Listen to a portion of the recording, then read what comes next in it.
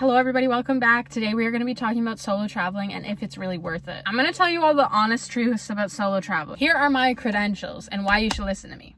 Or don't listen to me. Honestly, don't listen to me. But anyways, here's my credential. Back last October, I went to Europe for 16 days and 11 of those days I was alone. I went to New York on a layover and then I went to London, Paris, south of France, Mallorca, where I met with my friends for about a week, and then Barcelona for a day, and I flew home. Meeting up with my friends gave me a really good perspective on the great things about solo traveling and the not so great things about solo traveling. I feel like you don't really see like long form videos of people talking about how their experience was solo traveling. So I'm gonna give you guys like some ideas on like the actual things that suck and the actual things that aren't that bad. I had some different thoughts about it and I wanted to break it down for you guys.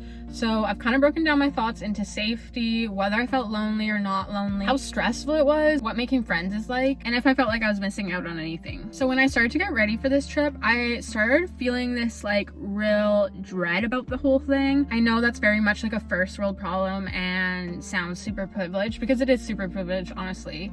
But what I will say is it was kind of this weird dread where it's like, why am I spending all this money to go on a trip? I'm gonna be alone. I'm not gonna have that experience with another person. Kind of just feeling like very woe is me kind of situation. I think you really have to like snap yourself out of that if you start feeling like that. It's kind of just a way of thinking, right? Like you gotta go to the positives. Like, I'm going on a big trip, I'm going to Europe, like this is so fun, I'm gonna have 2 weeks off at work. Like, just remember all the positives. And the second I started traveling, I didn't feel like that at all. I think that was more like fear that I was gonna feel like that and be like not happy on the trip, which I guess is normal, I don't know. But honestly, the thing is, like, I booked my trip and made it so busy that the second I touched down in New York, I literally didn't have time to breathe until like day 2 of London. That was just the way that I personally like to plan. But that brings me to one of my pros about traveling alone is you get to pick however you want to live your vacation. You have nobody in your ear telling you how they want to do it.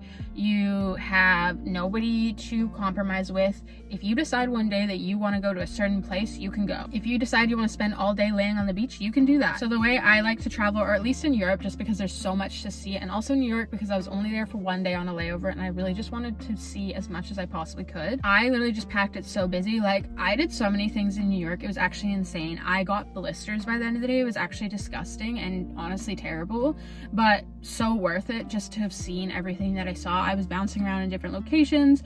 I took the subway the whole time. I had a lot of headaches on the subway, but overall I didn't feel lonely at all. I will say the time that I started to feel lonely was just before I met up with my friends.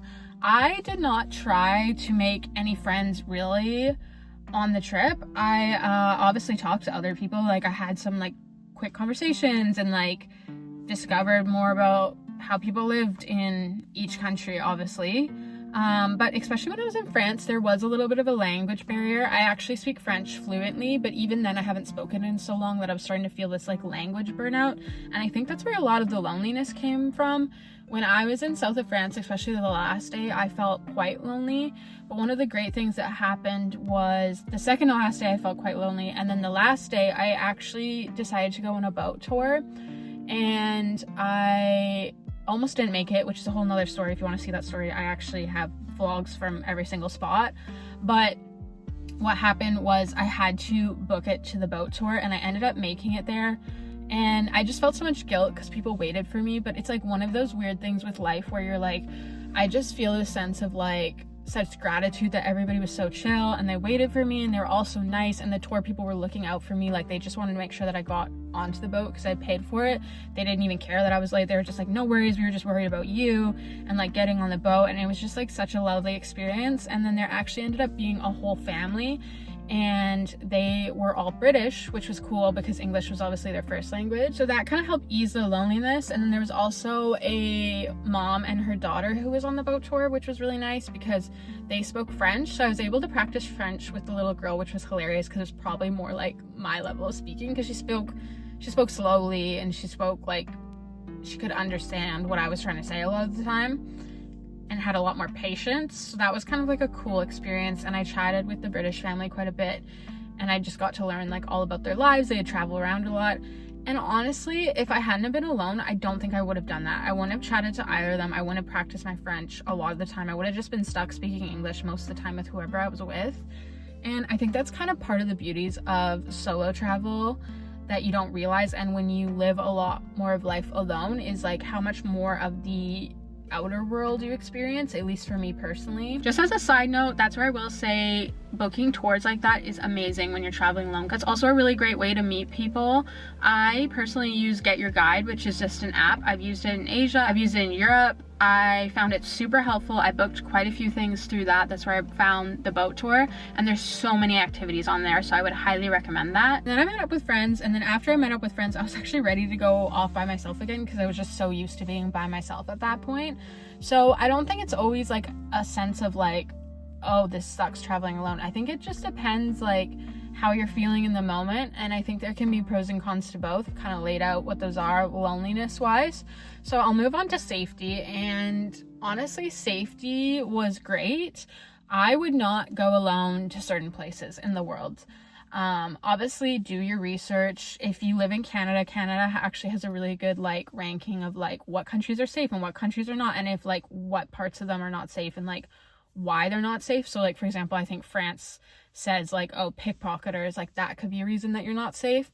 I went to Paris and I felt really safe. Like there is actually a rougher area to Vancouver, so for me, I actually didn't find anywhere I went was worse than that. I know people say London can also be really dangerous.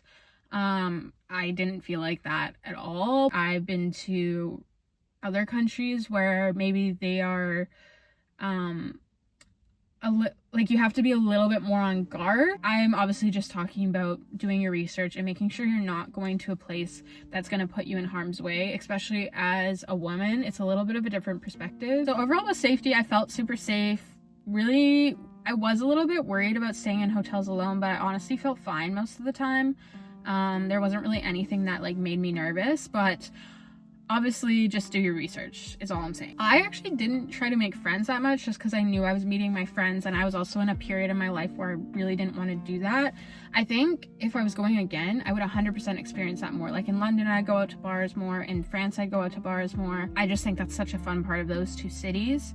South of France, I felt like I was really happy just to grab a bottle of wine, grab some pizza, and spend the night alone. Like obviously Netflix still exists in these countries. Like you can do that too. Don't feel guilty for doing that in another country, because it's also still part of your vacation. I think you could make friends really easily. Something I would recommend if you're more looking for like a party vibe, or you're looking to make friends and not be alone for the whole trip, is staying in hostels. I obviously did not stay in hostels in Europe. I can't speak on the experience there, but when I stayed in Asia, I stayed in a lot of hostels, and I was traveling with somebody else when I was traveling in Asia. And I found it really easy to make friends that way, just because you're kind of like in a communal space, and especially if there's like a pool or like you're making dinner, it's really easy to just walk up to somebody and be like, hey, I'm from Canada, where are you from? Like it's just an easier way. And then also too, if you're looking for people more close to your age, I find that's the best way. Hotels can be a bit more of a dice roll, because like people are there with their families, they're there with their partners, they're not necessarily as open to talk. It's definitely a lot easier when other people are also alone and open to those experiences. I think it just goes back to what I was saying in like being with someone and then being alone makes you open to different experiences. One thing I will say that kind of surprised me, I don't think I was expecting it, is that it can be kind of stressful traveling alone. You're the only one responsible for all the tickets. You're the only one responsible for getting yourself to the plane. You're the only one responsible for getting yourself to the next booking. Like it can be a lot, honestly. It can be super mentally draining. I remember I had one moment where I was in Paris, which was my third stop, and I was going up the escalator. I was very tired. I had taken the transit, and they say Paris transit is the best in the world. I don't know if I agree with that. The way their system works is so bizarre. One thing I actually would really recommend if you're traveling to Paris, as a side note, download their app before you even get there for the transit, because I speak French fluently and I couldn't figure out their system. It wasn't working for me. There was no people helping at the SkyTrain station. I'm calling it SkyTrain because that's what BC calls it in Canada, but like their transit system. In BC, Canada, I'm really used to having people who, like, if you have an issue with the machine, you literally can turn around and somebody's right there to help you. That is not a thing in France. I think it's supposed to be. I did not really see anybody who was there. Yeah, I literally had to I paid, I'm not even kidding you, 5 times online, and the tap wasn't working. So I had to literally fit myself be super skinny mini and fit myself through the doors, which is insane. Like, it actually hurt so bad. I had bruises and like marks on myself afterwards. But if you've been to Paris, you'll know what I'm talking about. They actually have doors, which also in BC, like, it's not like that. You could jump it. Not that I do, but I'm saying you could. And I paid for it. So I was like, I'm gonna jump it because I paid for it 5 times at this point and it's not working, and it went through on my credit card. But anyways, so that's just a side note. Definitely download that, because once you download the app, then it is super easy, the transit, because you just tap with your phone all the time. The thing with London and BC is that you can actually tap with your credit card, so it's a lot easier. I don't know why France doesn't do that. Another thing that literally made me almost crash out multiple times is when I got a car that was way too big. I don't know why I thought it'd be like a really fun moment to get an SUV. No, terrible. Don't do that in Europe. Get a small car. Get literally a miniature car if you can. Get a smart car, because those roads are not built for cars.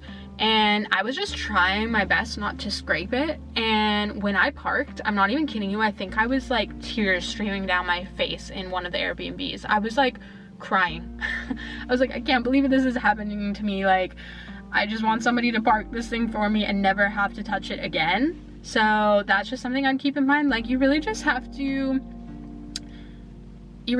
remember that you're still living, especially if you're doing more of like an adventure kind of travel. If you're just sitting on the beach, I'd imagine that probably doesn't happen too much. But if you're really bouncing around from place to place, it is a lot more responsibility, and you are gonna have to be a full-grown adult and take care of yourself completely. I think when it comes to that stuff, it's really nice to have somebody to like FaceTime or text, just to even be in constant communication with. Just to have somebody to be in constant communication with, just to kind of like ease your brain and like have somebody to talk to and have some sort of connection. That's the great thing about phones nowadays. Overall, what I'm trying to say is just get your butt out there and do it alone. Do it alone, do it scared, as they say. Get out there. Like, it really isn't that bad, and honestly, all that stress and stuff really built a lot of character in me. And it sounds really cheesy, but it makes me be like, okay, honestly, I did all this stuff alone. Like, I can do it now. I'm gonna be fine. Like, it just builds your confidence. Like anything in life, when you've done it before, it builds your confidence that you know you're gonna be able to do it again. Book the trip, do it alone. So worth it. So much fun. I never would have gone otherwise, and I'm so glad I did. Let me know where you guys go, what you think about it all. I will see you guys next time. Thank you so much for watching.